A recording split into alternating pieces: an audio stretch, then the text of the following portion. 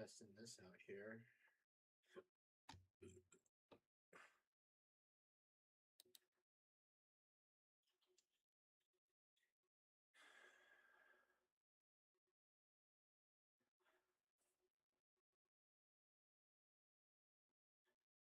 So here,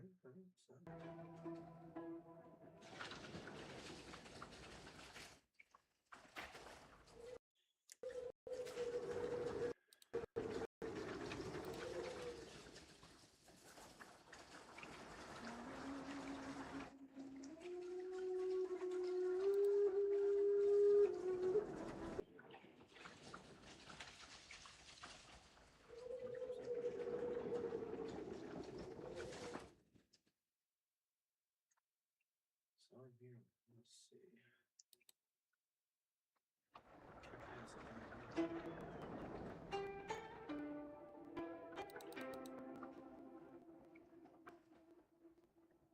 Test, test, test.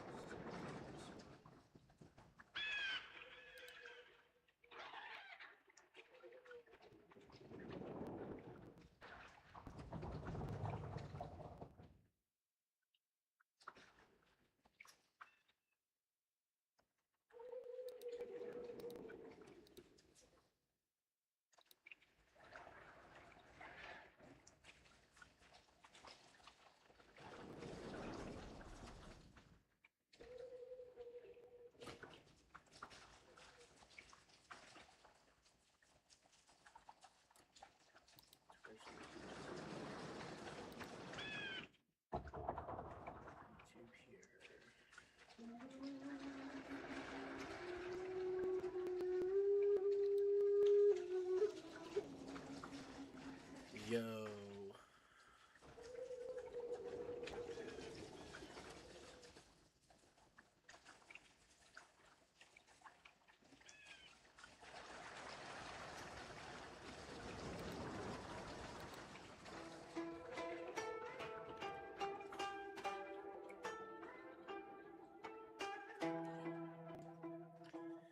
Okay, so this thing is pretty far back.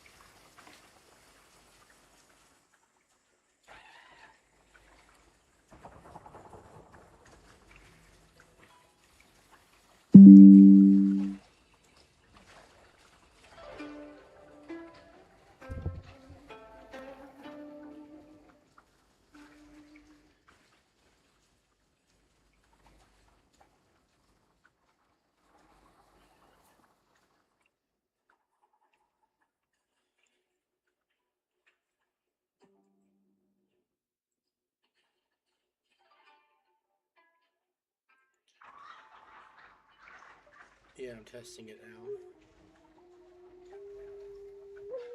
Dr. Laurent's got some backbone. I mean, using an experimental stem cell treatment on a human subject without FDA approval? Hospital administration cover it up. Well, they've proven themselves exceedingly good at that sort of thing. Besides, I see where the money's coming from. He wants to do good. He's just tired of keep dragging his spineless authority. Changing the world always requires the best. I guess. I mean, what's it do anyway? Well, in this case, the patient is very old.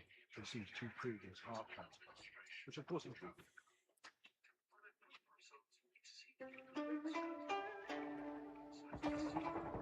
Yeah, I can hear myself talking. It's just a little delayed, but you'll hear it. Well, you won't notice the delay.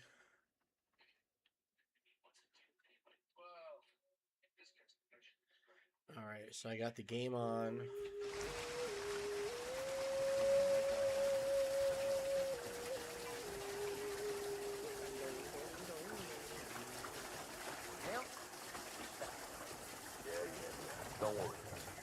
No.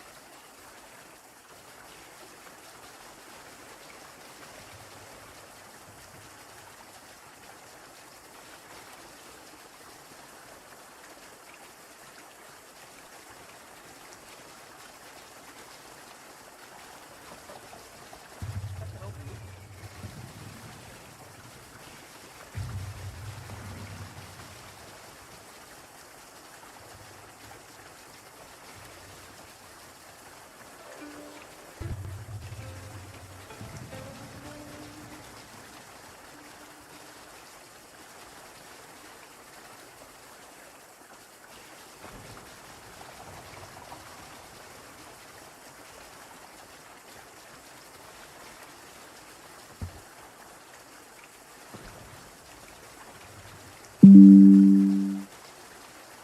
minute. I just sent you a.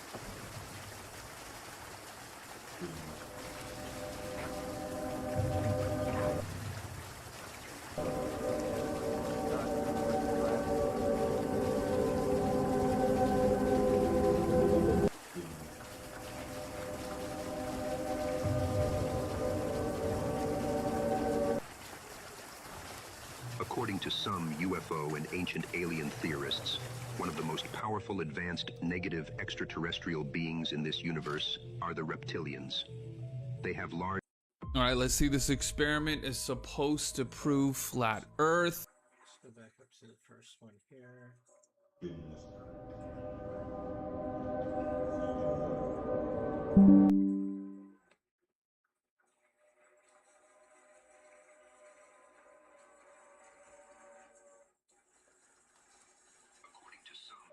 I'm watching it as well.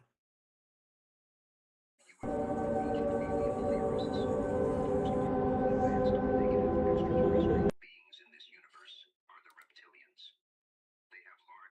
right, let's see. This experiment is supposed to prove flat Earth.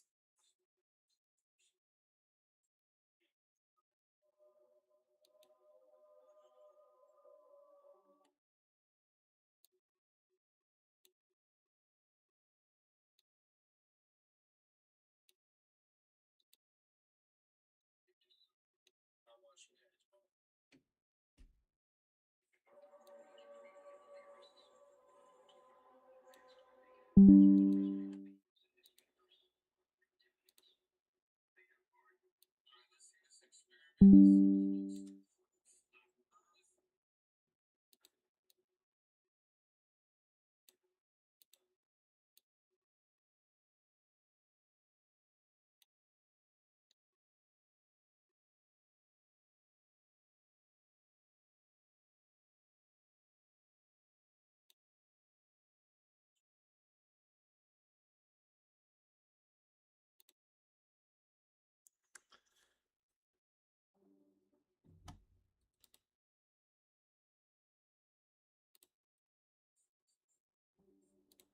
All right.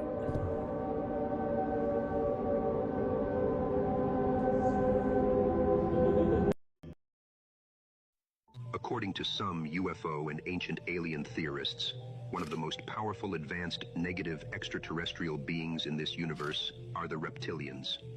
They have large eyes with a slit-type pupil. Their sizes range from 7 to 15 feet. Their craft have a cylinder shape, All right, I'm gonna talk some now cigar-shaped. here in the chat. Other ones Read what you're appear as an saying. egg or globe shape, and they use organic material from their world to build their And crafts. watch TikTok. Their home planet is located on the other side of the universe.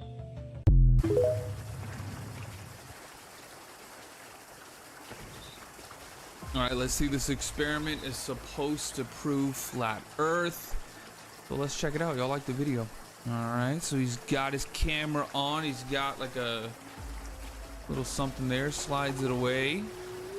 It disappears, or it looks like it goes under the curve of something. And then let's see, he's gonna zoom in on it. And watch, does it come back? Oh, hell. There it is. Back into frame. Let me know what you think in the comments.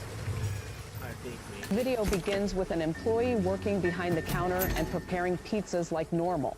He Yeah, I picks heard up a that finished gunshot. pizza with a peel, slides it into the oven, and then there's turns your back toward the prep table to grab the next one. That is when something suddenly moves near the corner of the table. it's Ratatouille. A rat darts out from the side and runs directly onto the pizza, waiting to be cooked. The employee notices it almost immediately. He looks down at the pizza for a moment, but instead of stopping or removing the rat, he slides the peel underneath the entire pizza He's been with the trying to rat kill still that on rat for top. weeks. He then lifts it up, turns toward the oven, and pushes everything straight inside. Seconds later, flames suddenly flare up inside the oven. The noise is loud enough to make customers nearby turn around and look toward the kitchen to see what happened. But the employee does not appear concerned. He simply continues working behind the counter as if nothing unusual had happened. The video has left viewers asking the same question. If you saw something like this happen at a restaurant, would you ever eat there again? Turn down the game.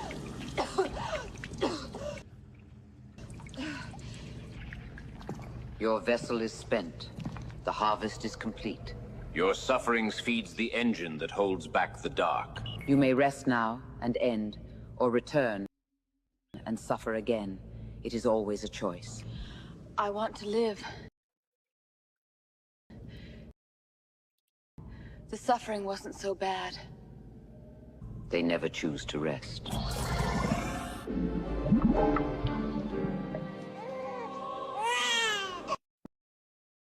Now then, most of us have spent our entire lives thinking that the Earth looks like this. But you can forget about that because the Earth, in fact, well done, nicely caught, looks like this. This is what it is. It's flat, Or return. and it has a, just like Game of Thrones, it has a big ice wall surrounding it. Mark Sargent is one of the leading voices in the Flat Earth movement, and he believes it's time that we Can you hear all me better woke up now? and realised that we actually are living on a flat disc. Well, Mark joins us now. Welcome. Good morning, Mark. Welcome. I mean, obviously, there are thousands of questions, Yes. which I'm sure you've been asked 1,000 times. A few, yes. Yeah. So, we believed for many years that the Earth was flat, and then science comes along, and discovery comes along, Right. and we think, right, okay, now we can see that it's actually round. Sure. We've seen that it's round. Sure. So how come it's not? It's not because we can't prove it's a globe. Everything that we've, in fact, it starts out with everybody that's in the flat Earth community starts out looking at the globe saying, can you prove it? So Can you you're prove gonna- the globe, especially without go using right NASA? now. Because it's not that we found out that the world was a globe back in 1972. We this knew is for my 5 test run. centuries. So that's how everyone starts. You try to See if I prove can it in a set court up of my law. new I laptop here. flew in Concorde, and I was lucky enough to fly in Concorde, and you get up to 65,000 feet, and Yep. I could see the curvature of the Earth. That was Those proof to guys don't me. even How come know that what wasn't true? happened. And yet I could show you weather balloon footage from 120,000 feet, and it's absolutely tabletop flat. And Neil deGrasse Tyson, the world's most famous scientist, no offense to Brian Cox, he'll come out and tell you, no civilian will ever be able to see the curvature of the Earth. Because So is he lying? No, I'm not saying that you're lying. I'm saying that you wanted to see the curvature. There's a big difference. But don't you want to believe that it's flat? You have No. proof. I have more proof than you do. I would challenge that. Well, I've got footage here that's direct from the space station. And that's live pictures from the space station now. Right. That's all alive. Again, started from the American military. Yes, absolutely. I'm saying it's worse than that. So what is that then? What am I looking at if I'm not looking at live pictures? You're looking at CGI, nothing more. Something that started out very simple back in the 1950s and advanced till today. So I'm a bit of a space nut. Sure. Sorry. And so no. I mean I'm very happy with that. Right. And I've got the app on my phone which has got where the space station is right now.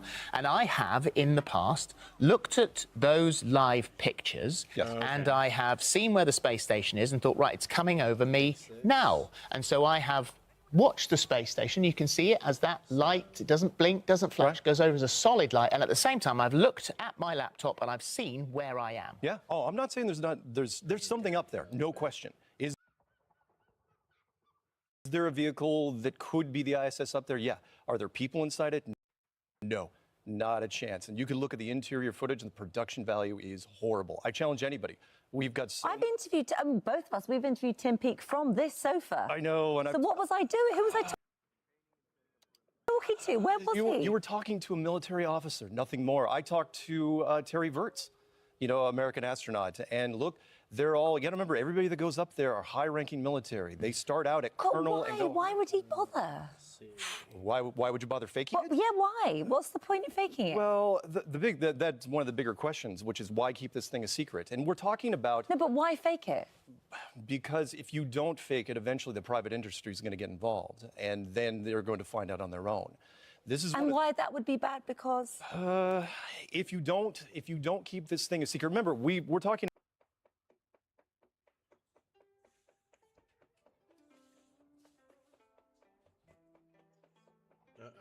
about something that was discovered back in 1960. The public wasn't ready in 1960. They just weren't. Their potential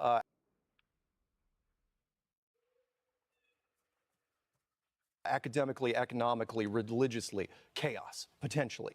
And so they weren't going to take that chance. So every...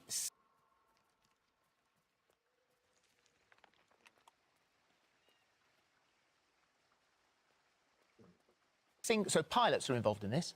No, not at all. No. Pilots, scientists, none of those people. I have astrophysicist Brian Cox. None of them have anything to do with it. Okay, so all of those people, right? Every NASA science, everyone who's scientist, everyone who's ever been involved in at any stage in any space program, whether it's industry that launches satellites, the various people that launch those satellites, everyone that's ever worked on the space shuttle or the Apollo program, they're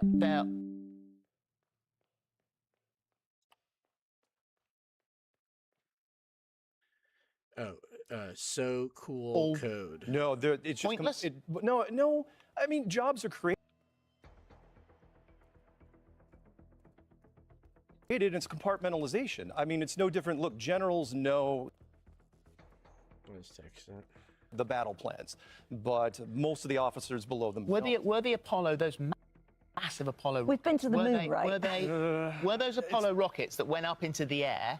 Did they go? They didn't go anywhere. They just went off into the ocean and ditched. That was, again, and I'm an American. Look, we're taught, rah, rah, go team, wave the flag. And so it's tough for me because I love the American space program. So you flew in a straight line to get here? I did fly in a straight line to get here, yes. And you've got this, so we've got a dome over the top? Yeah. So let me do this real quick. So the globe that you threw away, what we're talking about is we are all brought up, taught that we live on this tiny little rock that's covered in a little bit of water and smoke. We're flying through this impossible vacuum of space. I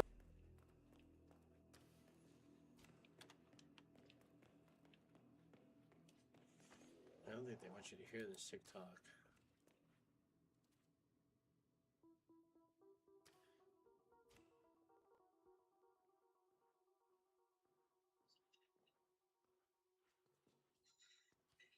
We're saying that we live on a flat, enclosed world that is basically, you're basically living in a big soundstage with walls and a floor and of the video, he shows a CD or a disc. He immediately draws the geometric shape of an oblate spheroid.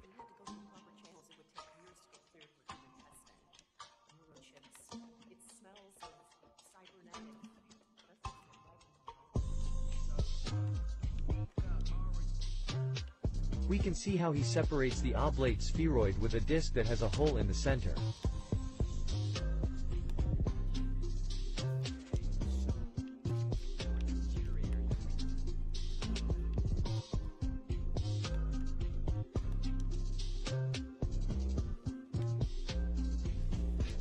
Then, below, he draws a circle with a swastika inside and immediately paints it completely black.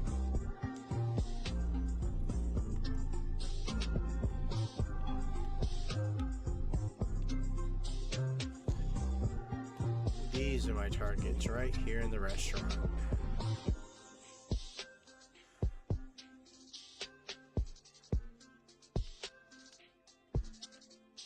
From this black circle, rays come out and 3 rays pass through the hole in the center. There's one guard.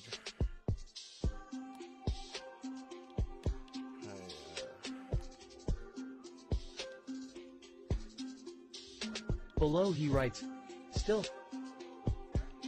One of the possible meanings of this black circle may be the black sun. Oh, yeah, here. And put them to sleep. He draws reliefs on the edge of the hole and writes North Pole.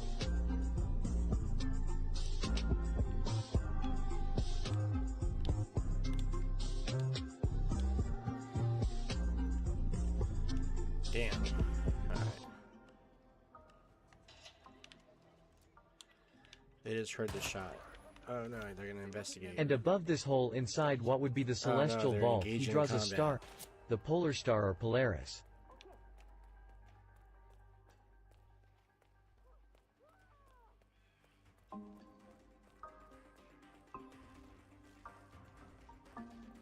I'm out. He marks 2 points and connects them in a circle and writes, equator. Haha.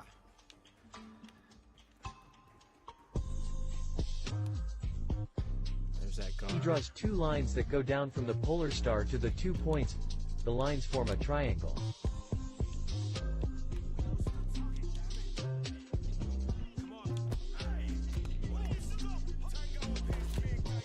man, fuck that up. He highlights 2 of the rays coming out of the black sun and also forms a triangle, but vice versa.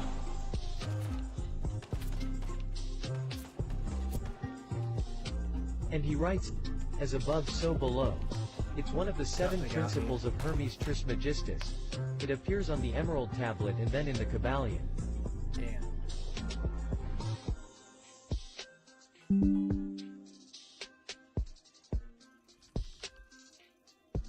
He erases the intersections and draws the sun and moon.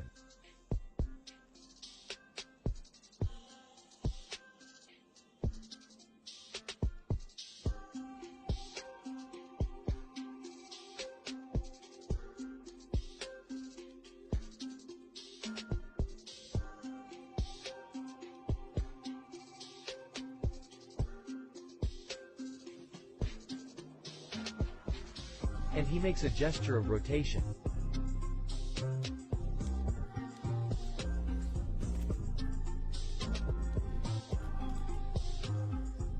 Back to the safe house. Start this one again. He draws 2 arrows to show the distance of the moon and the sun.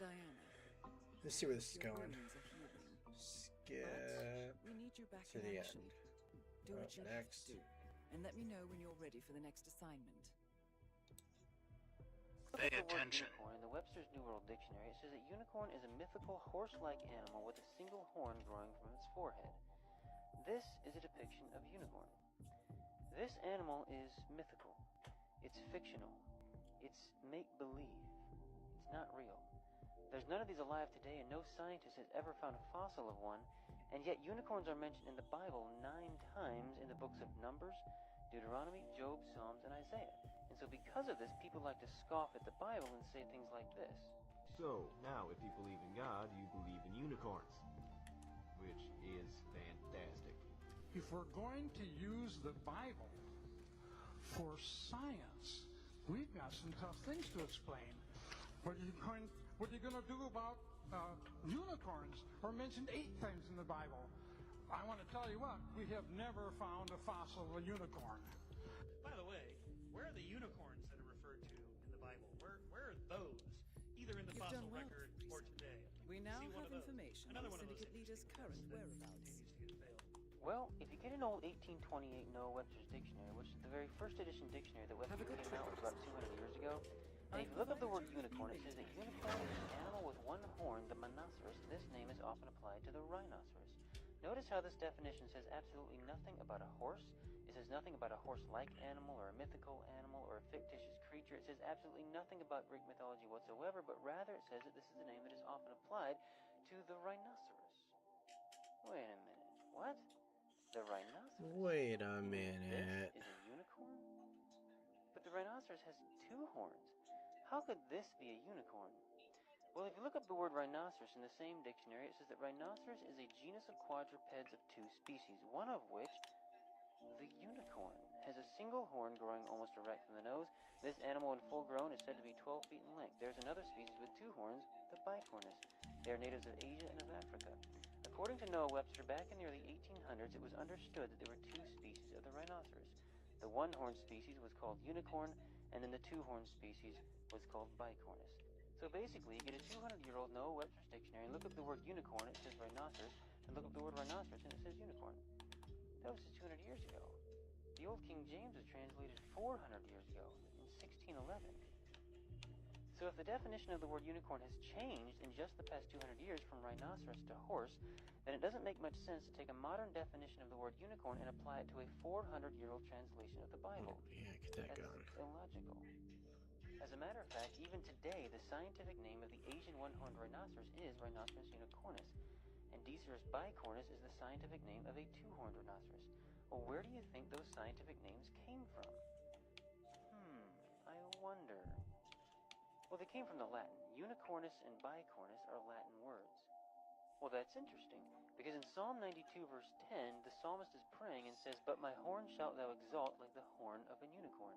If you look up this verse in the Latin Bible, the word that's being used here is the word Four of them this way. See which one's the easiest to take out. word that's being used in the scientific name of the Asian one-horned rhinoceros.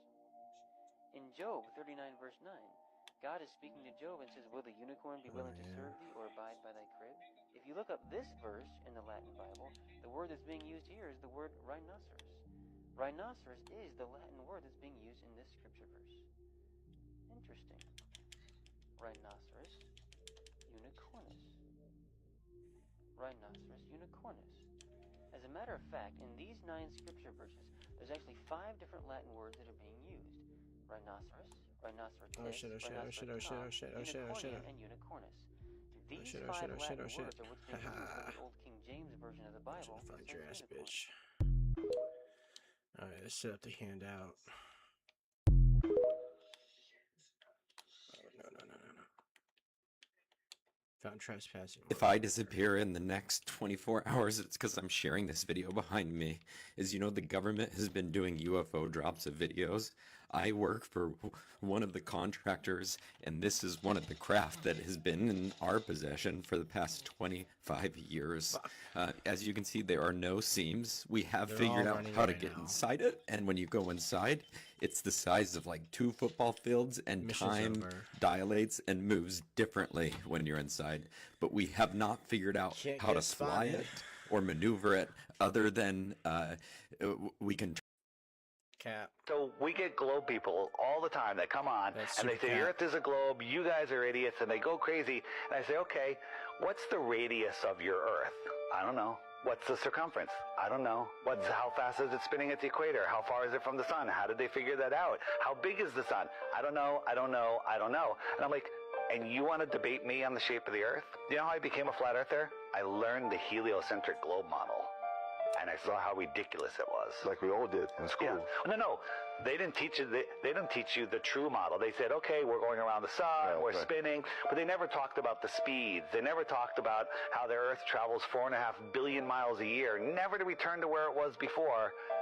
For billions of years, and none of the stars ever changed. They don't talk about parallax. They don't talk about the angular resolution limits of our eyes. They don't talk about, hey, across Lake Michigan, I can see Chicago 57 miles away. It's the truth. The Earth is freaking flat, you guys, and there's no doubt about it. Like, zero doubt. A lot of people come to me, well, you can't really know. And I'm like, actually, I can know. You know, in other words, I've studied this enough, and the truth is blatant. Like, the actuality of things are blatant. You're 100% convinced. It requires a lot of faith to believe that the Earth is a globe. Like, a lot of faith. So 75% of the time, you can look up in the sky during the day and see the moon up there with the sun at the same time. It's never full when it's up in the sky when we see it during the day. Never. The only time it's full is when the sun is sets, and then the moon, when it's on the other side of the planet, is the only time you ever see the moon full. Ever. Right. Okay? So in other words, you never see the moon full at the same, reflecting the sun's light ever at the same time. But you see the moon waxing and waning, and whatever perigee that it's waxing or waning, all the time. And during that day, like say it's a quarter moon, and it's in the sky with the sun, the sun's moving, the moon's moving a little bit, you know, everything's moving, and it never changes its perigee. You know, if it's quarter moon, it stays a quarter moon. In other words, that's one little hint to show you that the sun is not that's not reflecting the sun. The moon is not reflecting the sun. Okay, that's one little hint. Just the simple fact that we get to see it in the sun, see it in the sky with the sun, and the sun's not affecting it through that entire day. Even if it just happens every once in a while, but it happens every freaking day that it's up there, that we see them together. That's the way it is. It never changes. So if whatever the moon is, that's what it stays through that whole day and into the night. And then you can also, at nighttime, when the moon is full, you can pull out a thermometer and put it out in the light of the moon, right?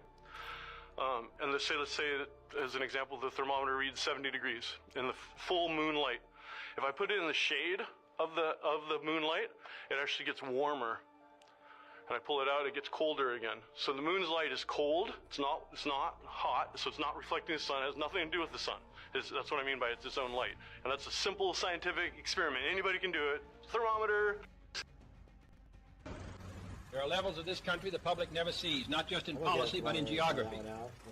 These organisms operate on a scale not compatible with public perception. Puts out cold. Disclosure, absent preparation, would not yield understanding, only panic. There exist living entities beneath this planet whose dimensions rival entire cities. These realities are deliberately withheld, not as deception, but as necessity. This vehicle reflects a civilization operating beyond surface jurisdiction. Non-terrestrial partners, long embedded beneath the earth, these aquatic intelligence represent a civilization preserved where policy failed. They are not folklore, but sovereign participants. They are sovereign participants, a reminder that humanity did not invent the idea of mermaids, only misunderstood it. This organism has long existed within the cultural memory of Japan. They are called kappa. In governance, the question is not discovery, but whose history we choose to believe. These organisms predate our institutions, and in many respects our species. They are custodians of biological memory. These entities represent a civilization predating surface governance, one rooted in symbiosis rather than domination. This installation, known internally as the Texas Flesh Pit, is not a metaphor. We are standing within an organism whose lifespan exceeds our civilization. Claim to be from the planet Arcturus. They all happen to be blonde-haired and blue-eyed, come from very wealthy families, and gone to Ivy League universities. Strange aliens among us. This is what they had to tell us on the January 20th, 1988 program of People Are Talking. Arcturus, but you don't have one in Secaucus. To whom? To whom do the changing thoughts that you're presenting to this audience appear, Richard? This is phenomenalism. Are manners known on Arcturus? Americans, you are being... Frederick? You're going into the most crucial period of Earth history, starting in May of next year. The terrible earthquakes, the storms that will beset humanity, the financial disasters. We must warn you. We're here to warn you of these things. We are sincere. Okay, so you're saying next year... Not phenomenalism and five-and-dime store stupidities, Richard. I talked to you behind the scenes about this. I did talk to you behind the scenes, too. And you know what I think? Yes, Richard. Now, for the first time in the course of this interview, you are looking me in the eyes. And what you told me is, don't believe people who don't look you in the eyes. During the course of this interview, you have not looked me in the eyes. You've tried to project to the audience here. I'm talking to them. You want to know what I really think? I think you found some young, impressionable people who are on a quest for spiritual, moral values. Oh, no. He turned into Agent Smith right in front of him.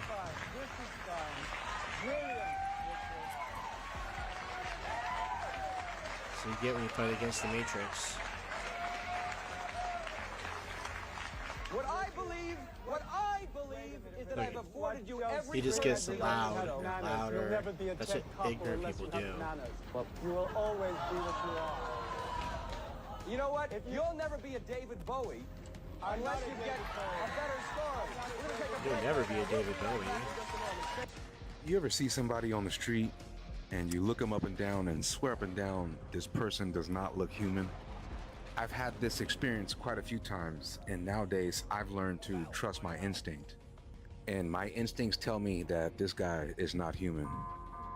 Nordics, Arcturians, Aldebrans, there are many that walk this earth you may look and think are human. Recently on the news, they told us about 4 different species on Earth that may walk amongst us. In the 1980s, when this show aired, this idea seemed crazy, but here in 2026, is this believable? Did he have a real human alien hybrid on his stage? Leave your thoughts below, Unanswered Universe. Look, the wall itself is supposed to have this side where people stand to fight off the enemies attacking their country. The enemy comes from here, so people stand here and fight them off, right? So here, this side is supposed to be facing outside of China, which means naturally China should be here and the enemy country should be here, right? No, that's not right. Here is China and here is the other country. This means that the country that built this wall did so to protect itself from attacks coming from China, not the other way around. And all the justifications people give, like, no, China built it because there were enemies inside China, none of that makes sense to me. And if we go back to the map again, we'll find here that the wall was built along the entire border between Tartaria and China. It was literally a barrier and a divider between 2 countries. So the idea that China built it to defend itself from threats coming from within its own land just doesn't make any sense to me at all. Atomic thought. The precision of now. When did your clock actually start ticking? Most people would point somewhere around birth. A date, a time, a first breath. Somebody looks at a clock, writes down a number, and suddenly there is an official beginning attached to your name. Except by then, you were already late to your own beginning. Before your first breath, an entire sequence had already unfolded. Before the fetus, before the embryo, before the first cell that would eventually become the body listening to this, something much smaller had already entered the event. A sperm. And before anyone starts picturing the sperm that became you, sitting there as the lucky winner of some cosmic swimming competition, slow down. Because there is a problem with that story. Millions of possibilities were present. Such a good voice. One right? became the route through which this particular experience continued. You found me. But what were the others? Failures? That answer is convenient, but logically it creates another problem. If those other possibilities never genuinely could have become the lived took care of that guy, then they were never possibilities. He got caught They up on a were reload. Look at it, it's decoration like 4 the same surrounding an outcome that could never have been otherwise. And there he is. And if there was never an otherwise, creep. There was never a choice. This is where completion enters. In this framework, completion means that the whole choice, including what was chosen and what was not chosen, is complete before the choice is lived, one moment after another. That first completed choice is called first completion. The sperm did not create first completion. It did not manufacture your choice. It did not invent the possibilities. It is the first atomic vessel through which the chosen experience becomes locally readable. That first local atomic reading is what this framework calls atomic thought.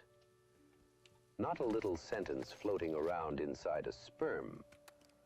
Thought here means something much deeper. The complete choice is now readable through its first atomic position, and the lived sequence becomes locally readable there. And that is where your clock starts ticking. Not hours, not minutes, not seconds. Those measurements come later. The first clock is sequence itself. One atomic position can now be experienced I really after like another. the story And being suddenly, told here, the but sperm looks very seriously, different. if you're looking for something to put you to sleep, The sperm would be that it. continued was not valuable because every I put other my controller to sleep. sperm was worthless. The others were necessary for the choice to contain genuine alternatives. They were the possibilities you did not choose to experience through this particular sequence. That does not mean another sperm contained another new haircut and waiting for its turn. It means the completed choice contained roots that were not localized in this lived They're trying to experience. get me from behind. One root became locally through the first atomic vessel. And watch what happens. Sperm, cell, and fetus. I see what's next. What is that roly paper? Keep going down. Go down more. Go down more. See the roly paper right there? What is that called? Why do you think they call it that? I don't know. That's the roly paper that you roll cigarettes and weed in. It's called zigzag paper. Cigarette. And then look, skull. And then look, right now. This made look Kingston, Pyramid, Salem, Jerusalem. So there's structures. Cool is the ancient derivation for ghoul. Keep going over. Okay.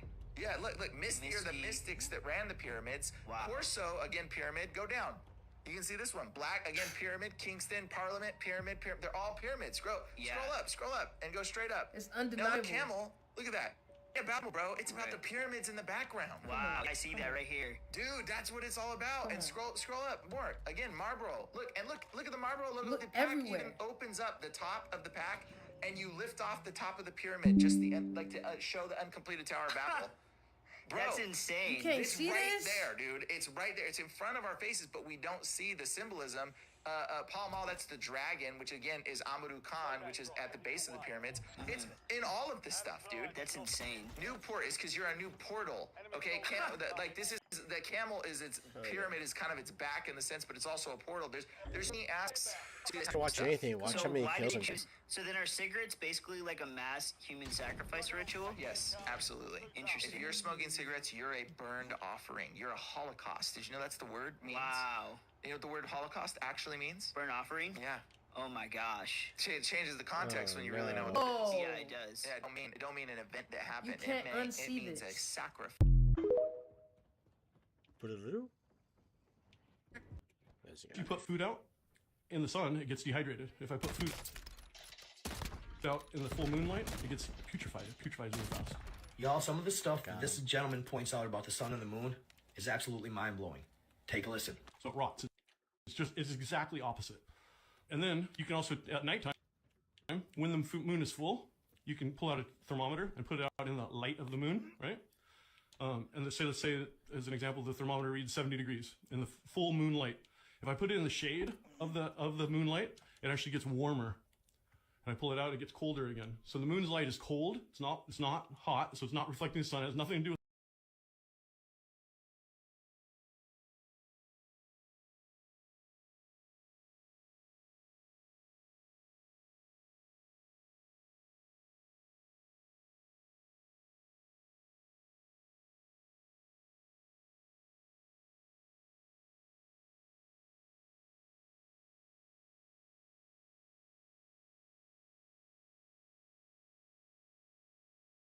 the sun. That's what I mean by it's its own light. And that's a simple scientific experiment. Anybody can do it. Thermometer. I don't know if you've ever done it, but I've lived in the northern climates before, and a lot of times if I park my car under a tree, I'll come out to my windshield, to my car in the morning, and half of my windshield will be frozen and the other half won't be. It's happened many, many times, and I never really thought about it until a few years ago, and I put it all together. I'm like, wow. The reason it frosted over is because the full moon light hit that part of the windshield, and this part was underneath the tree in the shade. So we're rotating around the Earth, the sun. Exactly.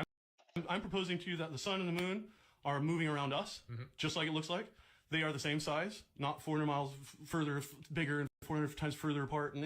It's very much the same. The sun, and as astrologically speaking, I think the moon has just as much of an impact as the sun on us. One is our conscious side, one's our unconscious side.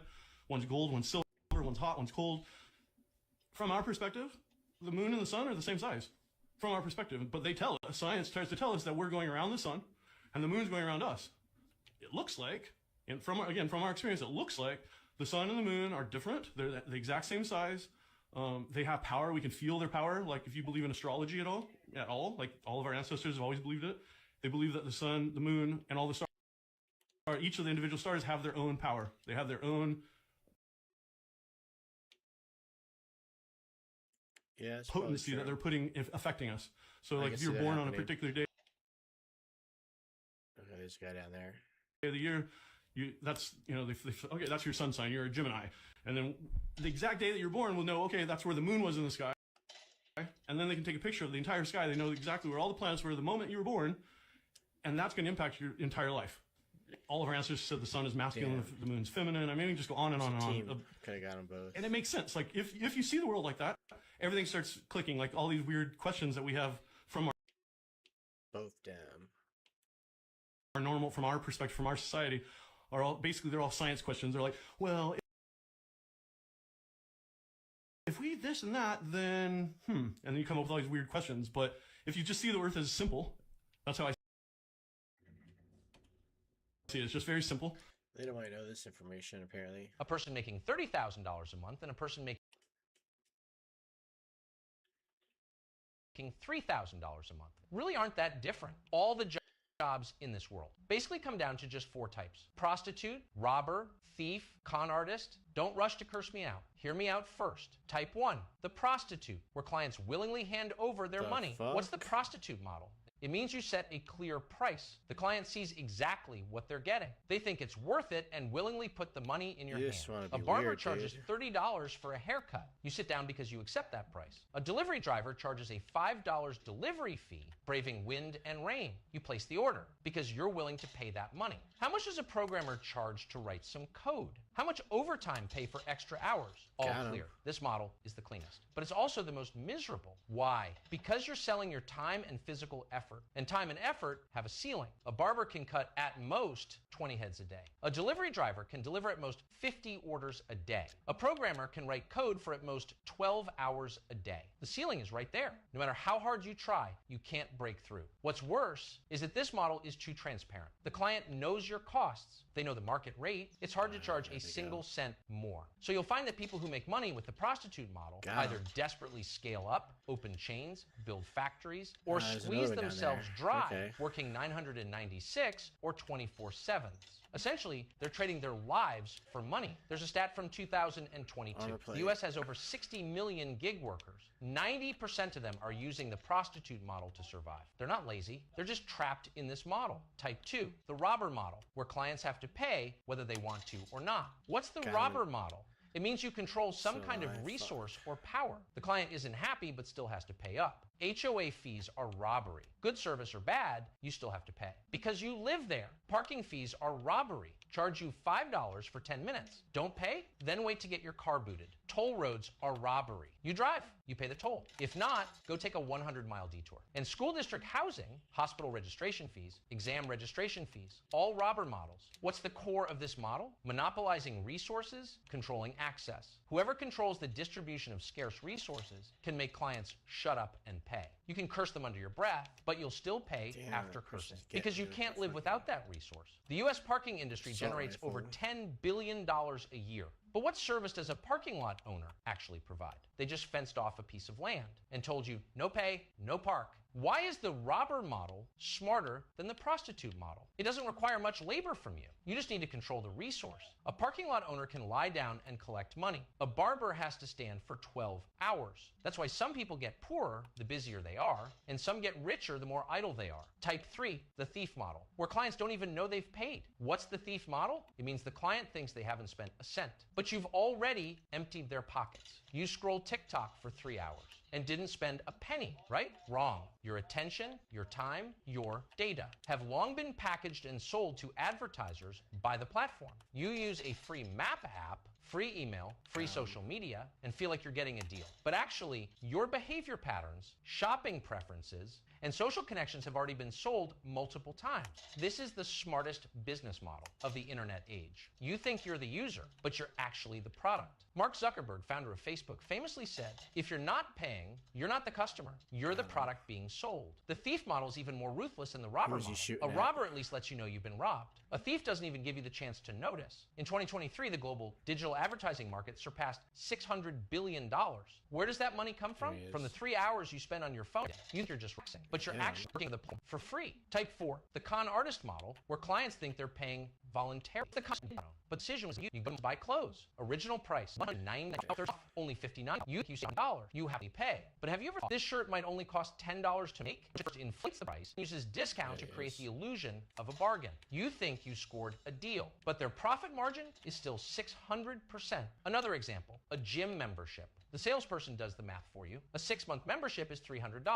That's less than $1.70 a day. Just the price of a cup of coffee. What a deal, right? Sounds great, so you swipe your card. Then you go 3 times and never again. But the money's already in their pocket. And online course bundles, supermarket membership top-ups, e-commerce, pre-sale deposits, all con artist models. The essence of the con artist model is making you feel that guy was like going to wait for me to land. Nobel laureate mentioned the anchoring effect in his book Fast and Slow. A person's decisions are heavily anchored by the first piece of information they encounter. Merchants know this well. They throw out a high anchor price first, then give you a discount price. Not when Your brain automatically thinks you're getting a deal. You really are paying voluntarily, but that voluntary decision is made under carefully designed scripts, scenarios, and price comparisons. So what is the essence of making money? Simply put, it's a combination of these 4 models. The prostitute model sells time and skill, low ceiling, but the most stable. The robber model controls resources and access. You can lie down and collect money. The thief model steals attention and data. The client never notices. The con artist model plays on information gaps and psychology, letting clients persuade themselves. You think those people making $100,000 a month work harder than you?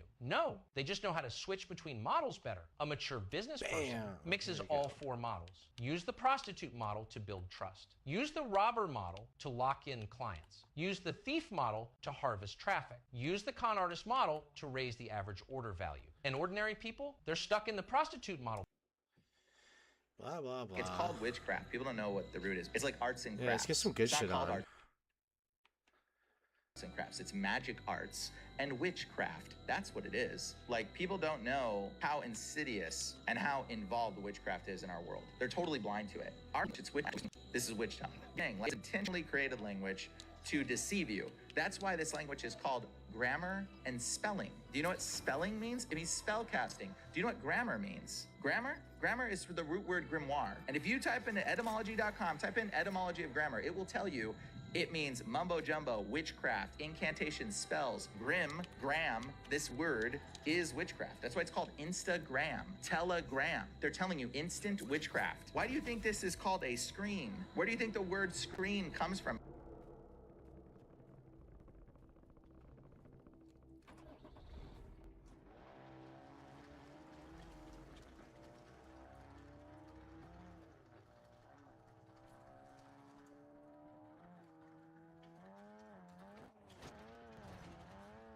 It comes from scrying, okay? It's a scrying device. That's where screen comes from. And they would look into a crystal ball. What are your phones? Glass, what do they call that? LCD? Liquid crystal display? Yeah, that makes sense. That's weird. It's 100% or I kill. I play Call of Duty on this crystal ball. Do you? Conduit is not a conversation with recording. Conduit routes an archived profile through your motor and speech centers. If you want out, you say out. Understood? Understood. Beginning at 20%. Oh, my hand. That's not me doing that. That's expected. 40%. Okay. Oh, I feel him trying to make my mouth do something. Don't resist it. Don't resist it. Well, look at that. It seems like a good Can you acting identify skit. yourself? It could be You know real. who I am. Sounds like acting You've got though. me hidden away in one of your drawers. 60%? I don't. No, don't. I'm Gotcha. not ready for 60%. You're fine. Take it to 100%. Protocol doesn't allow Oh, it. someone I shoot said me! Someone shoot 100%. me! I Duck, duck, can't do duck. that. 100% is what I said to you. This is it. I'm Thought out. they were gonna out. kill I me want for a out. second. Listen up, Space Cadets. This is proof that the model of reality you've been sold is not only ridiculous, but impossible. It doesn't matter what suit you wear in a vacuum or vacuum chamber, because the same principles and over laws there. apply to I all see ya. states of matter. The pressure that's See you trying to caused get me. by removing the gases and oxygen in an environment makes matter expand, Damn. liquids boil, metals melt, and containers implode.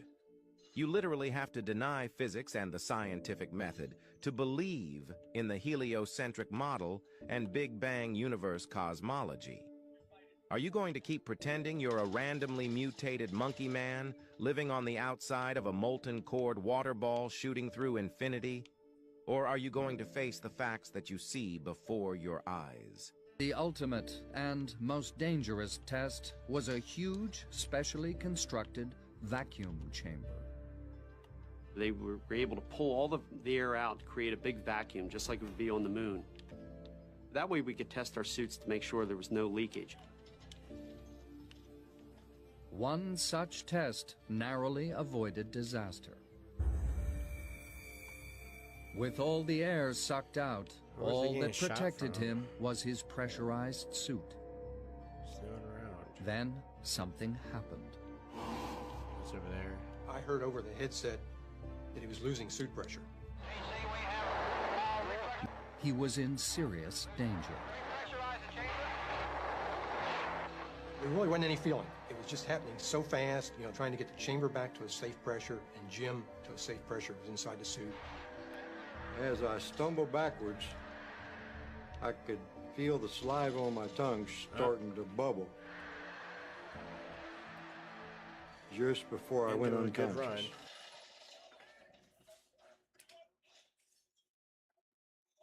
And that's kind of the last thing I remember. Essentially, he had no pressure on the outside of his body, and that's a very unusual case to get, and there's very little in the medical literature as to what happens when you have that. There's a lot of conjecture, you know, that your fluids will boil. Within 25 seconds, a co-worker sitting in a partially pressurized antechamber and wearing an oxygen mask was able to dash in. At the normal rate of repressurization, it would have taken 30 minutes to make the chamber safe. Hess repressurized it in just over a minute. That's much, much faster than you would ever come down in an airplane. It would really hurt your ears if you did that.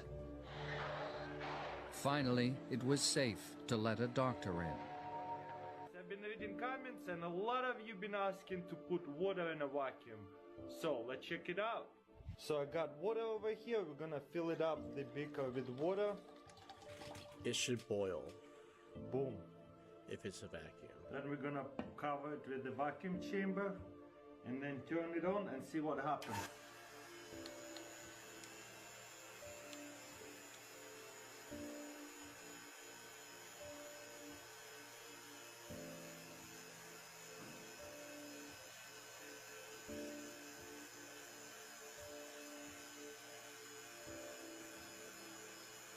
You can see a little bit of bubbles start going. And, whoa, start boiling. How cool is that?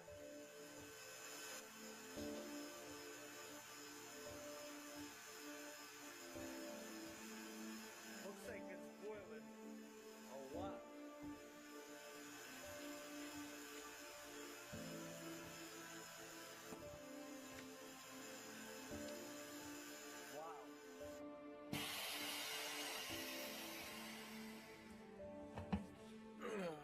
Pretty awesome, huh? Nothing physical can exist inside a vacuum. Therefore, space is a complete hoax. The vacuum of space is supposed to be much stronger than any vacuum chamber we can create.